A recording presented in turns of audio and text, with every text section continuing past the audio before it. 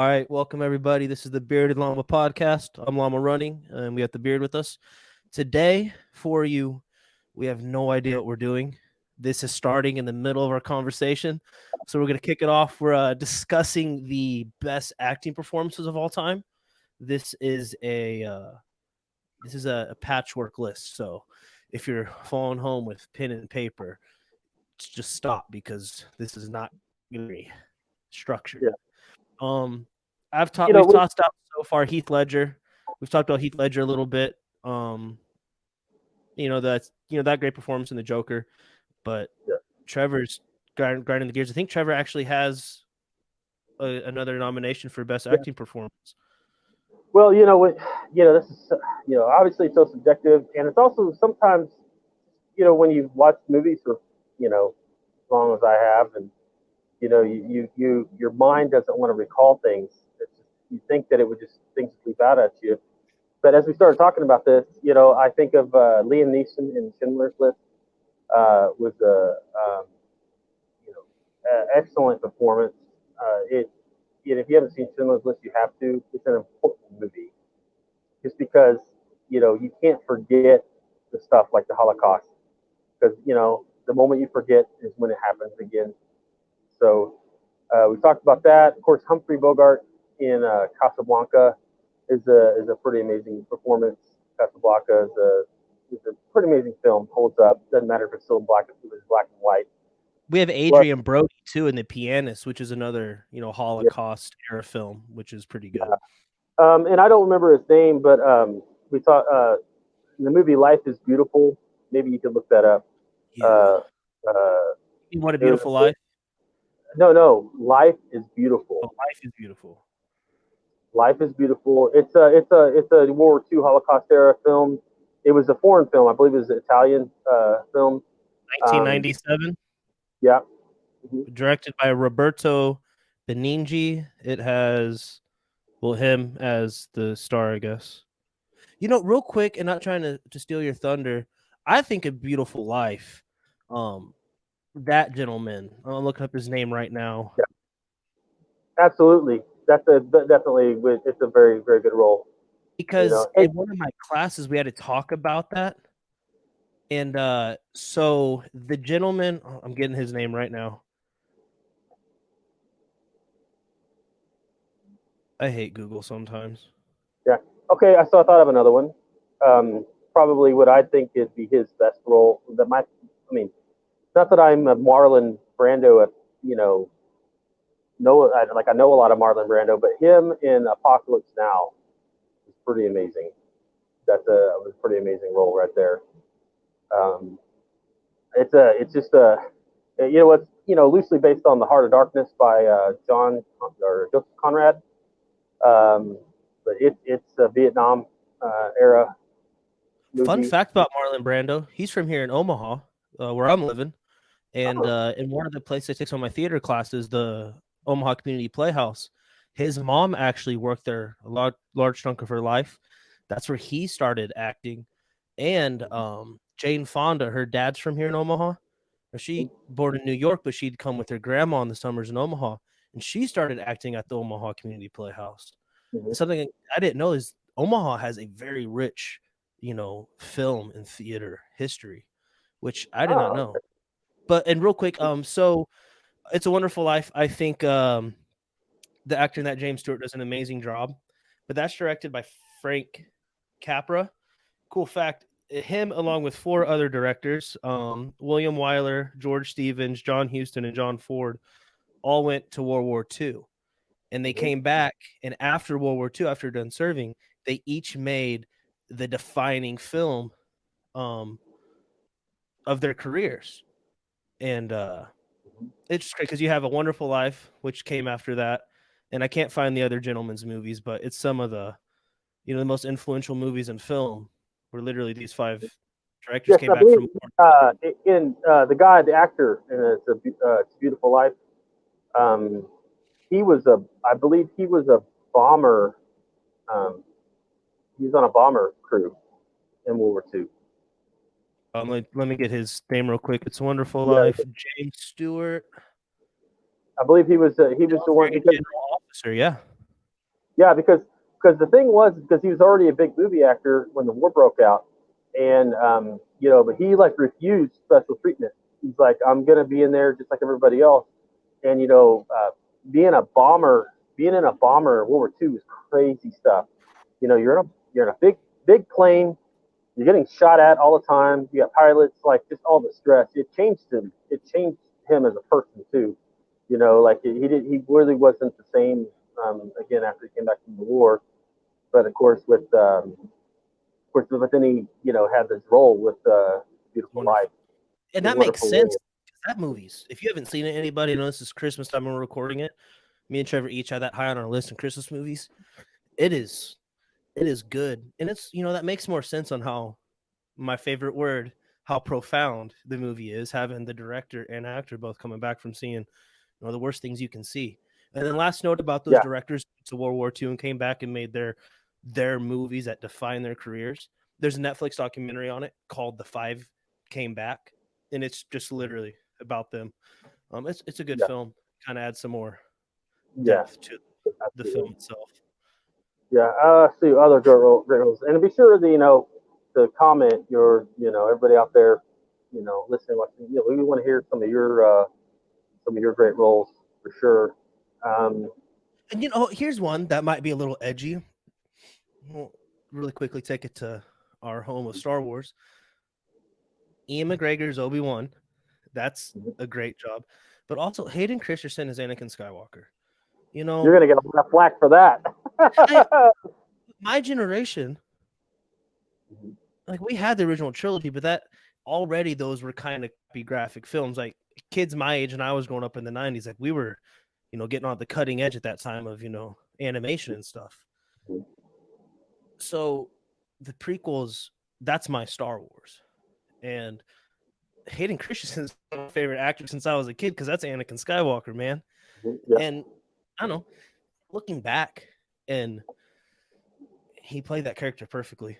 yeah, You're not and supposed to like it. You're not. He's supposed to be annoying, and he killed it. yeah. It wasn't a fake annoying. Like you Well, literally hated him. and I think the best Obi-Wan portrayals yet to come with the Obi-Wan series that's going to be coming out. I think Ewan McGregor it will will that'll probably be the best Obi-Wan portrayal yet. Hard question for you. Do you like his performance better in Star Wars or in Big Fish? There's such different roles because we were talking earlier before we started recording about like our favorite movies. And Big Fish. I love Big Fish. Big Fish is an amazing movie, Tim Burton movie. Of course, Ewan McGregor's role in that. Um, it time jumps from the present day and the past, and so Ewan McGregor plays the main character. The father. He plays him when he's younger. Um, Man, I really don't think they're real comparable. I think understand too that when Ewan Well, and McGregor that's was all doing, acting. A lot of the roles aren't comparable. That's what yeah, makes it yeah, so dang. yeah, I know because I love Star Wars, but then Big Fish is just amazing also. So what do how do you Right. decipher that? Now I know Ewan McGregor though, he was trying to mimic Alec Guinness's performance of Obi-Wan, which is pretty good. I think it's pretty seamless. He was, he's trying to do that. Of course, that's going to carry on, I'm sure, with the Obi-Wan show. That because he's going to be older and getting more to the Alec Guinness portrayal of Obi-Wan Kenobi. But I yeah, think I that's think the one show that has the best shot for an actor to win an award. This mhm, upcoming slate is Obi-Wan with Ewan yeah, McGregor. I agree. He's going to kill it. It's going to be because special. if it doesn't have to do with like music scores or special effects or anything like that, then they don't win awards. Science fiction shows don't. But now, okay, Okay, another great performance is Hutker or Rutger. Oh my What's the god. movie? Anyway, that's Blade Runner. Okay. Um, yeah. So you look it up. His performance in Blade Runner. I guess he's the villain. I guess he's the main replicant. Hutcher Rutger Rauer. Hate. Hauer. I don't know how to say that. Rutger Hauer. Rutger Hauer. His performance in Blade Runner is phenomenal. Like it stands out from all the other performances, especially at the end. And he actually ad libbed one of the most famous lines from the movie. Wasn't in the script, and it's yeah uh, like memories being lost, like uh, tears in the rain. Just a really cool movie, Blade Runner, one of the classic science fiction movies ever, for sure. See, and I'm gonna nominate Javier, and just so everyone know, I can't pronounce names, so I'm gonna butcher all of these. But Javier Bardem, he played the main bad guy in 007 Skyfall. He was also the main bad guy in No Country for Old Men, and he's gonna be in Dune. Um, that dude, he's like Daniel Day-Lewis. When you say one of the greatest performances of all time, you kind of just have to. Their whole resume kind of goes on the Yeah, short list for consideration. yeah. Of course, that Daniel Day Lewis being the method actors of method actors. Of course, my favorite Day Lewis movie is going to be The Last of the Mohicans, for And sure. I like Lincoln probably because I haven't seen that movie yet. Yeah, I haven't seen Lincoln, so I probably should see it, but It's pretty good. because I'm a history guy, for sure. He Let's encompasses see here. Lincoln like you imagine him to be, which is pretty cool. Well, that's Daniel Day Lewis, right? For sure. I had somebody here on top of my head. Had another role on top of my head here, and Jesus. Leonardo in What's Eating at Gilbert Grape. Is that? I think that's how the name of the show of the movie. But like when he was Yeah, really young, he's yeah, a yeah, young, mentally challenged kid. That's one of the yeah. other movies I'll never watch again because I don't want to put myself through that. It's a great And of movie. course, Too sad. and of course, if he did that movie now, or somebody did that movie now, all the social justice warriors would be all over him. But I will note that Leonardo, I think one of Leonardo's best roles was in The Revenant. The Revenant was pretty awesome. He finally did win his Oscar, I guess, finally for that. But I think it was what deserved. Uh, it was good. I It think was a good my movie. favorite Leonardo performance, though Gilbert Grape is awesome, especially to be a kid and that kind of it's amazing. But as Mr. Candy in Django, like I love honestly that whole movie, and Wait, wait. I reminded me this is my favorite this is my favorite actor of all time. Mm-hmm. Um, I think I think he's the greatest actor of all time. Let me get his name real quick. Leo? Oh no. And Okay. Christopher Waltz. And fun fact about Christopher Waltz, the movie Inglorious Bastards was the longest project Quentin Tarantino had that he never put to film. Like he had it the longest before he filmed it because he could find no one to play that role. No one. And Christopher Waltz came in and played it. And Quentin Tarantino is not bashful. I'm saying if Waltz never, came around, that movie would never have been made. But Christopher Mm-hmm. Waltz, I think he's the greatest actor ever. Django Unchained, All right. the performance was great, but so is Inglorious Bastard. So we'll talk. You talked about the acting heritage from Omaha. So let's talk about acting heritage from Oklahoma. Okay. Now I don't currently live in Shawnee now, but I lived in Shawnee for a lot of years, like 17 years. And Brad Pitt was born in Shawnee, Oklahoma. So let's talk about let's just say Grew up your in favorite Columbia, Brad Pitt role. Missouri. Went to Mizzou. Who? What? Brad Pitt. So he was born in Shawnee, but then Yeah. his later grew up in Columbia, Missouri, or in Springfield, Missouri, and then went to Yeah. University of Missouri, where he left the semester before he would graduate to go be an actor. Yeah. He. I know when I first started going to college in Shawnee, like his aunt had a restaurant um, there in Shawnee, and we ate there quite a bit. And all of his, they had all his movie posters, like he had all his movie posters up around the place. Of course, this was, his younger career stuff. This is back late '90s. Um, and then, of course, she had pictures of him and Gwyneth Paltrow when they were dating, like came into the restaurant and all that stuff. So, but I would I've say, had a crush on like a man crush on Brad Pitt since I was a kid. yeah. Now, I've followed his career. Like he's my favorite. I don't think he's the best actor I like, but he's my favorite. yeah, he Brad Pitt grew on me. Like I didn't like him, didn't care for him, and a lot of it, it also becomes movie roles do matter. But when I really started to like Brad Pitt, like when I was like, oh, this is awesome, was his role in Snatch. He plays a gypsy guy, a gypsy boxer, and I'm just it's a that's one of the craziest like roles like for like I that's it stands out. I'm not saying it's like one of the greatest performances as an actor all time, but it was that's when I started to like Brad Pitt was See, I was was Legends of the Fall. I loved that movie, and then I liked Meet Joe Black. Was that when he played Death? yeah But yeah. he's talking about weird movies though. Seven, that with him and Morgan Freeman. That movie, holy crap! So It's such. so so okay. So the first time I saw like when I saw Seven, I saw it like it was on TV, like so it was edited for television, right? And it still was just like mind-boggling, like freak out, like because maybe it was worse because they didn't show as much stuff, you know. Right. But it was just crazy, like yeah, just crazy movie for sure. But so iconic roles. Let's see here. Let's try to You think got of some Kevin more. Spacey too. He's a good actor. I know, Yeah, not a very good person. I, yeah right. art, gotta. They are separate things, and Yeah, yeah. Well, my favorite Kevin Spacey role is in Usual Suspects, which has got one of the greatest twists of an ending of a movie ever. And I won't talk about it because if you haven't seen Usual Suspects, which is was that Quentin wasn't like Tarantino's first movie? no, that was I'm thinking Reservoir Dogs.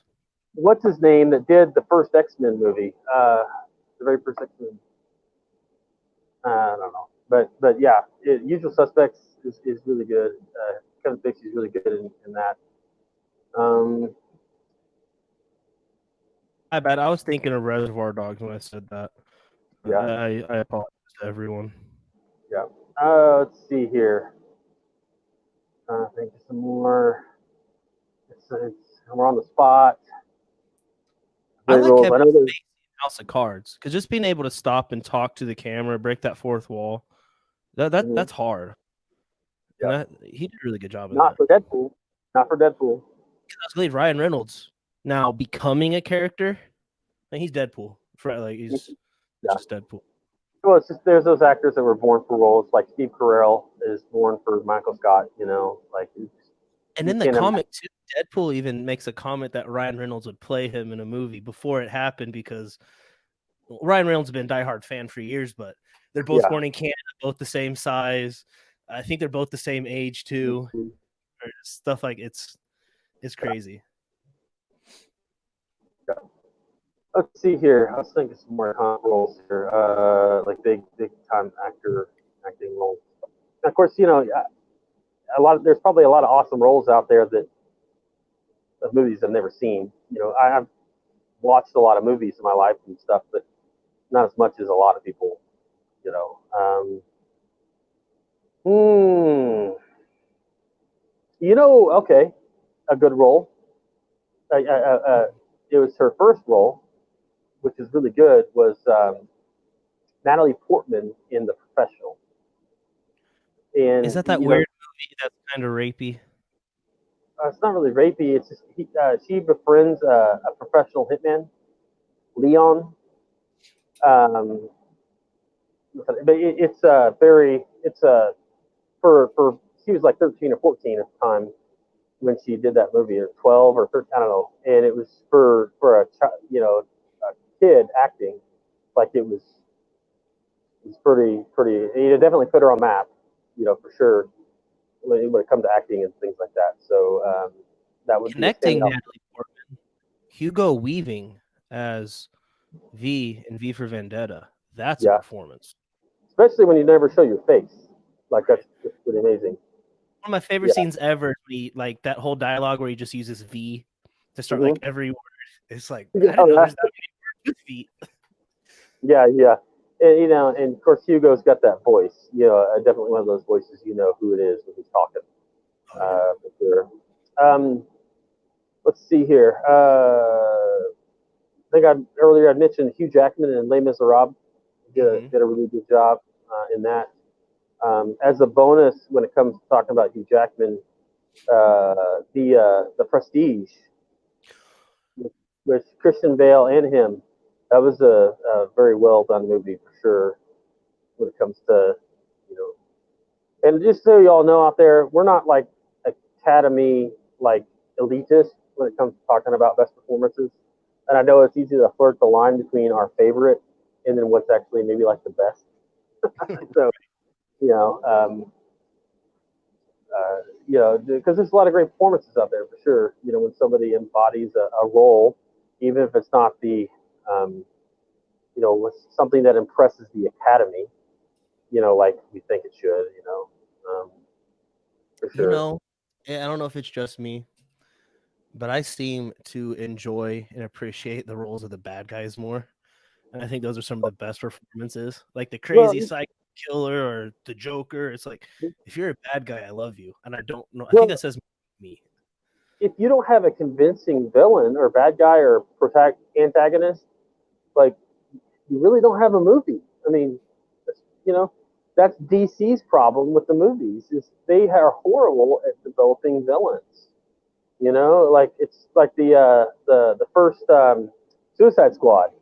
It's like how I'm going into that movie. I'm like, how could you mess this up? Like this movie concept is gold, and they messed it up. It's because the villain ended up being something rich. Like what are you doing? Like See, seriously? I went in that movie for Margot Robbie. I stayed in that movie for Margot Robbie. And I will only ever rewatch that movie for Margot Robbie.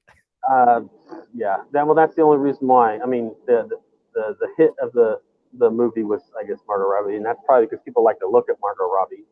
Yeah. But And what do you speaking of do? Margot, another connection, Leonardo in Wolf on Wall Street. I That's haven't a seen it. performance.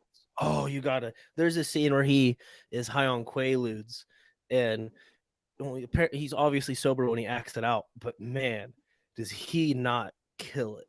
Like, Mm-hmm. man, it's Leonardo Uh, though. He's yeah, awesome. Leonardo was really good in the Departed. Also, Is that's that the cop movie? it's like he's undercover. With Mark Jack Wahlberg in it.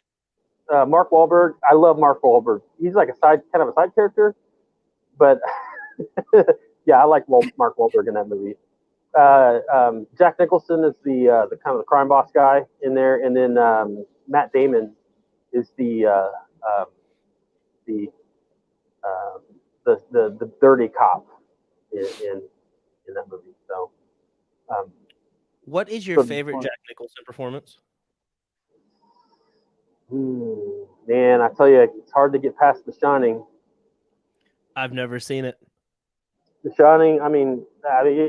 If you talk about just the creepy, like whatever, it was Jack Nicholson did really great in that one. He I was a like good joke. He's a, what? Good Men. Yeah, He's like the yeah, he's officer. he's like a general or something. Yeah, You know, general. yeah. You can't handle the truth. Like Jack Nicholson, when it comes to him like having a monologue that just like tears you down, he's really good at it. um, so Jack Nicholson. Let's say, well, let's go to this. If we want to talk about like actors' best roles. Let's go to the classic. Let's go to Al Pacino. Let me pull up his IMBD real So, quick. I mean, Some of his movies kind of run the same in my mind. well, okay. So the Godfather. That's the big one for him. Probably Godfather 2 is probably the better one. I mean, a lot of people do that. But now Jack or She's amazing. um, yeah, the Godfather, Pacino, and then what's his name? Oh gosh, I'm brain farting on the other actor's name.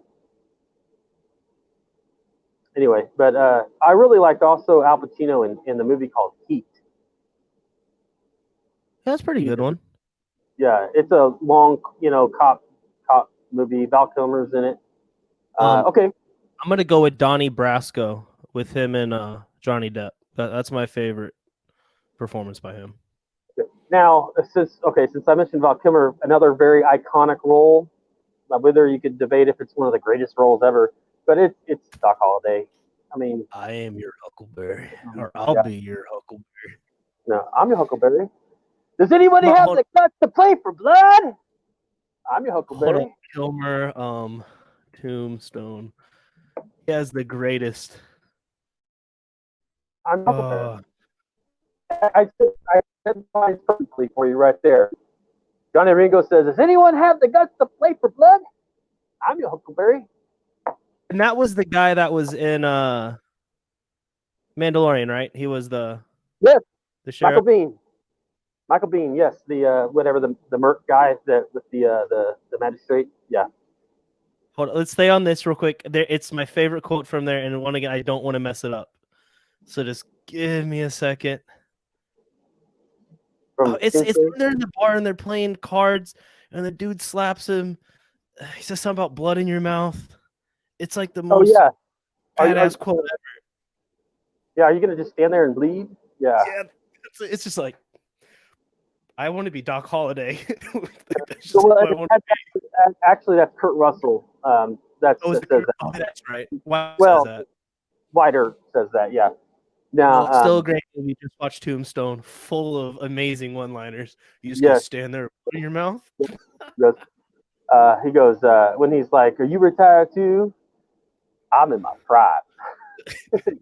You look it. That has to be. Is that the best Western? Oh, in my book, it's the best Western. Absolutely. I think I would say Silverado is probably my second favorite Western. Silverado came Oh, out in the 80s. I forgot about this one where Doc Holliday goes, "I know. Why don't we have a spelling contest?" Just man, that's I, he's like, maybe poker's not your game. Let's have a spelling contest. so. If anyone wants a really good review on Tombstone, on I think he has a YouTube page, but he has a Facebook page. His name's Josh Prey. Black gentleman. If I don't know if there's many options, but he lot of followers. But he does a review on Tombstone, and he's one of my favorite quotes he gives is like, "Never in my life have I ever so badly want to be a sick man. I just want to be Doc Holliday." But he's awesome. Oh, absolutely. Um, I'm gonna be back in 1 second. Trevor, you hold him over for a second. Give him some more actors. I gotta go do something real quick. give us more actors. Oh my goodness. All right.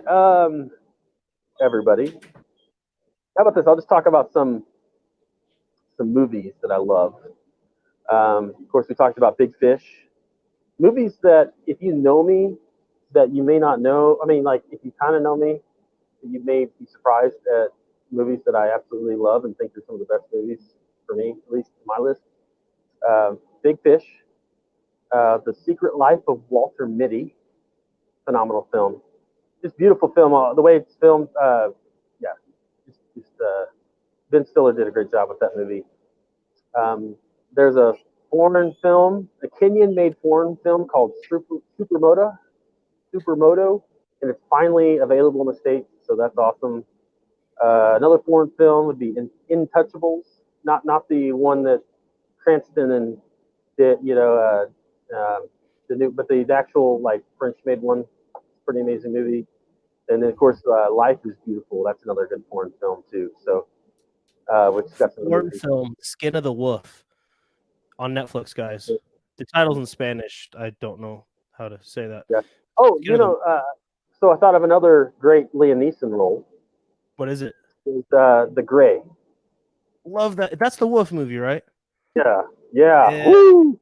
That movie's awesome. That movie's Okay. awesome. Spoiler alert. We're gonna talk about the ending of the grade just really quickly. I have a question for Trevor.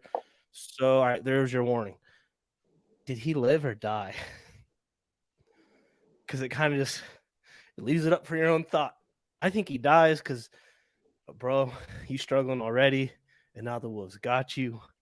But It's the wolf, he over. took out the wolf. He does take out the wolf. The wolf stops breathing at the end. So, That yeah. is true. That's the end credit. By the way, if you watch The Gray, Is you that got an to end watch to credit? the end of the credits. Yeah, it's an end credits thing I for forgot sure. about. So yeah, very very good Liam Neeson film. Um, what's interesting is I got introduced to Liam Neeson with movies like before the I'm a I have certain set of skills or whatever Oh, before fine, he dude. kind of Yeah. before he kind of became just kind of an action guy, I guess, in a way. Because his portrayal of Jean Valjean in Les Miserables, which is not the musical, like it's just a regular like movie version of it. Because Les Mis is basically a popular Broadway musical. Of course, Hugh Jackman did Arguably the most popular and most yeah, influential play yeah, ever. absolutely. And so, but they did a one where Liam Neeson played Jean Valjean, which is really really good. He did a really good job there also. Um, Liam Neeson can sing too, though, like really good. I, And it always throws me off because Hugh Jackman and Liam Neeson, first of all, look like the last two grown men to be actors, let alone theater actors, and they kill it. Because you look at yeah, them like, oh, probably work in a lumber yard or a mechanic. It's like, I can sing and dance. hmm yeah. Great busting stereotypes. You know, um, Hugh Jackman, he did some musical stuff early on in his career, and it kind of got in a corner. It kind of typecasted him for trying to break out and do other roles. And because at the time, I guess people didn't see him as someone capable of playing a mean little guy with adamantium skeleton or anything like that. Which we all know. And I say one thing I really like actors like okay, talking about actors that are really good, like just in general, because you'll have some actors that will be a role, right? And that's their role, and that's what they're known for, and they really don't do anything, at least notable or become like really well after they do it. But Hugh Jackman, people don't know. People know, and I love Mark Hamill, so I'm not dissing on Mark Hamill, but there's only one person that you affiliate with him with, and Or the that's voice of the Joker, and I don't think that necessarily counts. so. In Yeah, your the set. voice of the voice of Joker has helped give him more variety in what he's known for sure. So when it comes to seeing him in his face, it's Yeah, like yeah, that's yeah. what Skywalker, right? Mhm. Hugh Jackman, yeah, he's Wolverine, but he's also so much more. Just like Harrison Ford, he's Han Solo, but he's so much more. You know, so it's good. I think it says something about an actor or actress when they can, they do a real iconic role, especially early in their career, and they're able to supersede it. Because my, And my favorite Hugh Jackman film is I just had to look to make sure I got it right, but is Australia. Seen it. I it think it what? was Nicole Australia. Oh, Australia. That's a good movie. I saw it a long time Very, ago. It's a very good movie. Very good movie. So it's what's not. your favorite voice acting? After you're done talking to Hugh, Hmm. to give you a thought about your favorite voice acting. Because mine would be the gentleman who did Ultron. Oh, yeah. He's an actor. He's a big actor too. He's in the office towards the end of the office. Yeah, he's Robert California or something like that. Yeah. I don't remember his name in real life because he's Because back. He's in Stargate. The yeah, movie Stargate in oh gosh. I'm gonna look it up. Because my Yeah, I mean favorite thing of all the Marvel movies, not my favorite like James Spader is Dave.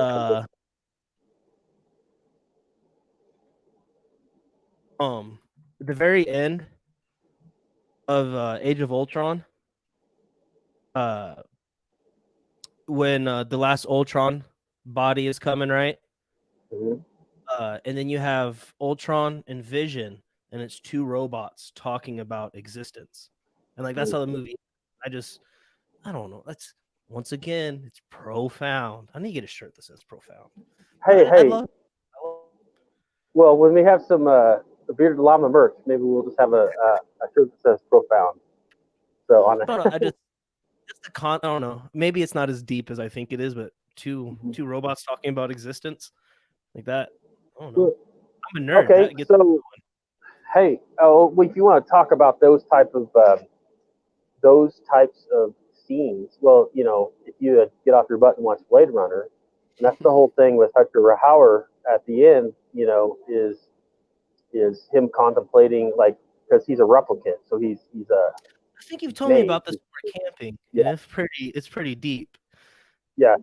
It's pretty, yeah. It is that the contemplating is existence, and basically, for him, there's not having a soul, I guess, essentially, like existence just ends, like it's done. Everything that he's seen and experienced in his time of being a replicant,